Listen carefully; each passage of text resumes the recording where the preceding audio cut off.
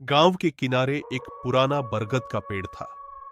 लोग कहते थे कि वहां एक खतरनाक चुड़ैल रहती है। रात होते ही पेड़ के पास से रोने और चीखने की आवाजें आने लगती थी। सूरज ढलने के बाद उस बरगद के पास मत जाना, वरना चुड़ैल तुम्हें उठा ले जाएगी। गांव में राहुल नाम का एक निडर युवक रहता था। उसे भूत प्रेत की बातों पर बिल्कुल विश्वास नहीं था। मैं इन अफवाहों से नहीं डरता। आज रात मैं खुद जाकर सच पता करूंगा। रात के 12 बजे राहुल हाथ में टॉर्च लेकर बरगद के पेड़ की तरफ निकल पड़ा। चारों ओर घना अंधेरा और डरावना सन्नाटा था। देखता हूं आखिर यहाँ ऐसा क्या है जिससे पूरा गांव डरता है।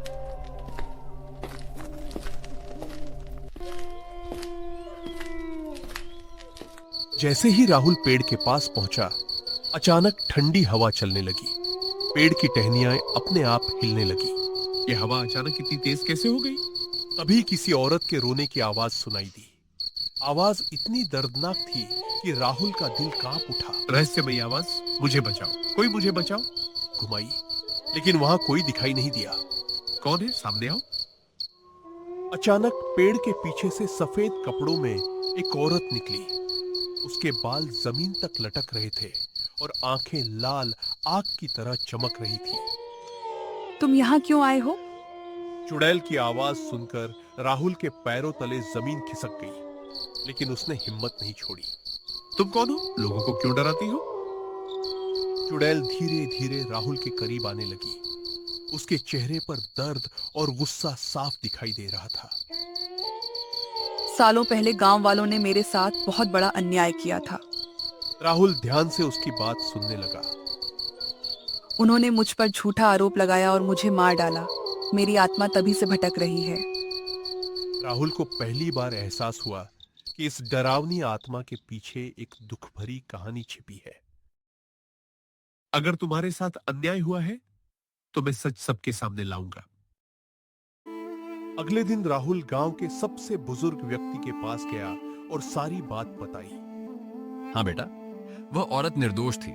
गांव वालों ने बहुत बड़ी गलती की थी। यह बात सुनकर पूरे गांव को अपनी गलती का एहसास हुआ। सभी ने मिलकर उस आत्मा की शांति के लिए पूजा करवाई। हमें माफ कर दो, हमने तुम्हारे साथ बहुत बड़ा अन्याय किया।